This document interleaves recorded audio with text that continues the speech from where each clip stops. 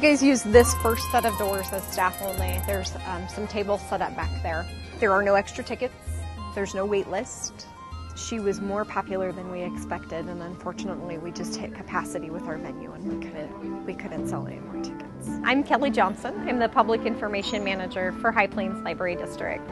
This is a first opportunity for our library system to really offer an event to the community that we want to position ourselves to say is our signature event. It took a lot of people to pull this together. You know, our idea started as a spin-off of some other events that we had previously held in our library district, and we elevated it from there, and we pulled together a team of people who wanted to work on the event and the elegance around it and just show them what an embedded part of our community libraries are, and beyond the walls of our buildings that offer books, what we do for people. And this is one of those things that we do. We offer an experience. Now, they asked me to say a few words about what support I had when I began writing.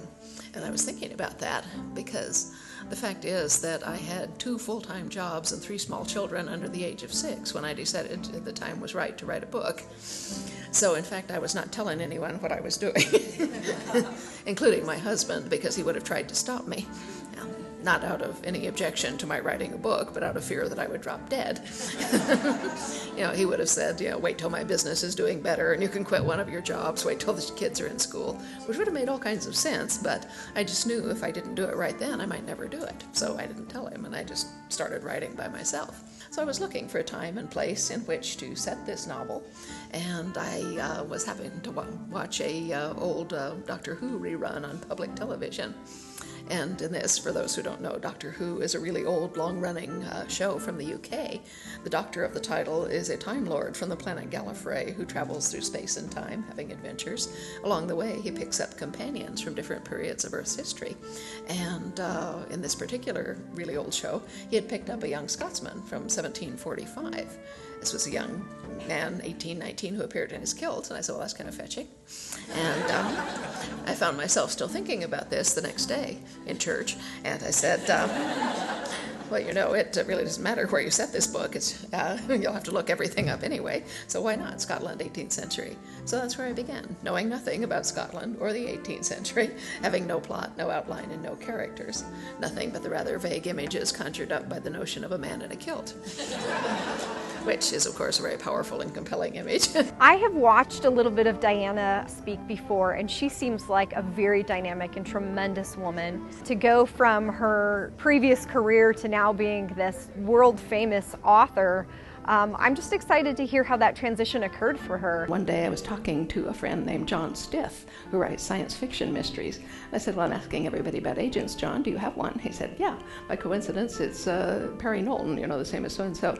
He said, I know you're almost ready to look for an agent. Would you like me to recommend you to Perry? I said, well, yes, John, that would be very nice. Now, Perry, God rest his soul, was a much older gentleman who never touched a computer in his life, you know, never did email. Every letter I ever got from him was typed on gray linen paper and a very bad manual typewriter. But anyway, so John just wrote a regular letter to him and said, I know this woman from this online group, she's very funny and so forth, she might be worth looking at. And I followed that with my own short query and said, Dear Mr. Knowlton, I've been writing and selling nonfiction by myself for several years, but now that I'm writing a novel, I understand I need good literary representation. You've been recommended to me by John and Judy and Carolyn Cherry and all these other people whose opinions I respect and who are also your clients. And I had this very long historical novel. I don't want to waste your time. Would you be willing to read excerpts from it? I didn't tell him I wasn't through writing it. Excerpts were all I had. But he called me back, giving me a heart attack on the spot, and said he would be happy to read my excerpts. So I hastily wrote a 26-page single-spaced synopsis. Usual synopsis is like 5 pages, double-spaced, and sent it with I did tell him it was long, and sent it with my excerpts, and he took me on the basis of an unfinished first novel. It was about 6 months before I finished it, and I sent it to Perry and then called his office to tell him that I would be in New York myself the next week for a scientific conference, and he said, as I had hoped, I'll come up to the office and we can meet, because we'd never seen each other, we'd done it all over the phone.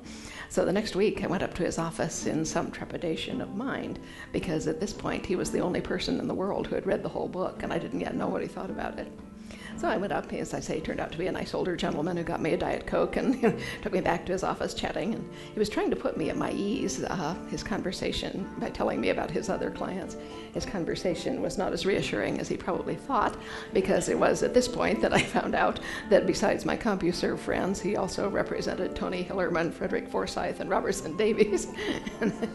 I'm sitting there thinking, if you have the nerve to call Robertson Davies Robbie, which he was doing, you're a better man than I am, Gunga Din. Anyway, what was most unnerving was that he had my book, my manuscript, sitting on the table in front of him in the giant orange box in which I'd shipped it. And I was sure at some point he was going to say, well, now that I've read it, it's just too weird. There's nothing I can do with it. But keep me in mind next time you write something, and shove it back at me. Instead, he said, well, the thing about Freddie Forsyth and Robbie Davies and those guys is that they're all great storytellers. He laid a hand on the box and smiled at me and said, and you're another one. She just has such a strong following. Her books are extremely popular, and with the release of her Stars miniseries, there's just a lot of notoriety around that. But she has true fans that follow her and follow her writing. So what I do when I'm writing, what I need is what I call a kernel. That's a very vivid image, a line of dialogue, an emotional ambiance, anything that I can see or sense concretely. And once I have that kernel, as I say, I write down a sentence or two describing whatever it is, and then we go from there. But while I'm doing this sentence, the back of my mind is kicking up questions. What time of day is it? How is the light falling? Is there someone else in the room? And depending on what the back of my mind thinks at that point, then I can begin to form what's going on in that place. So I'm looking at this goblet, and I'm thinking, how do I describe this goblet? I'm thinking, well, it's transparent, I can see the light through it, and the first question I always ask is, how is the light falling? So I'm saying the light fell through the crystal goblet with thistles inside. That sounds awkward. The light fell through the glass goblet. Crystal, well, crystal means transparent. People will get that. The light fell through the crystal goblet, but the light is coming in kind of low. It must be mid-afternoon. The noon light, no, the late night of mid-afternoon, that sounds better. The late light, I like the alliteration. The late light of mid-afternoon, oh, it's blue. The light is blue. That's odd. It must be winter. It's coming in. It's about, okay. It's about 3 o'clock on a winter afternoon. The late blue light of a winter afternoon. Yeah, that sounds okay. It fell through the crystal goblet. Crystal goblet is okay. Well, and then what did the light do? Well, it went through the goblet, of course, but it had to land somewhere, and it goes smack on the floor. And no, what's the goblet sitting on? So the late blue light of a winter afternoon passed through the crystal goblet. Passed through the crystal goblet, fell through the crystal goblet. No, passed through the crystal goblet, and fell on the, what is it called? It's making a pool. I can see the pool there, and it's sort of amber, and fell on the late blue light of a winter afternoon, fell through the crystal goblet, and cast a pool of amber light on the polished wood of the tabletop. Okay, that's good. All right, and now I know where I am. I'm in Jocasta Cameron's parlor, because she is Scottish. She's the only person who would have a glass window. I can tell the window is glass because the windows and the light's coming through it. If we were in Jamie and Claire's cabin, there'd be a deer hide over the window, and the light would be blocked and yellow and so forth. So it's Jocasta's house at River Run, and she's the only person who would have a polished wood tabletop and a crystal glass full of whiskey. That's why the light is amber.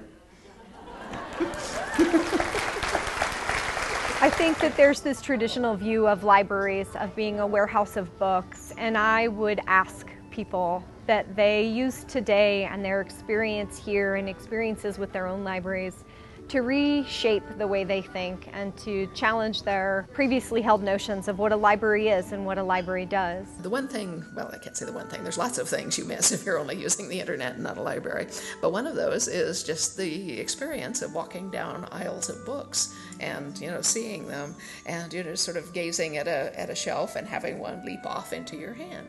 I mean, this has happened to me over and over again while writing these books.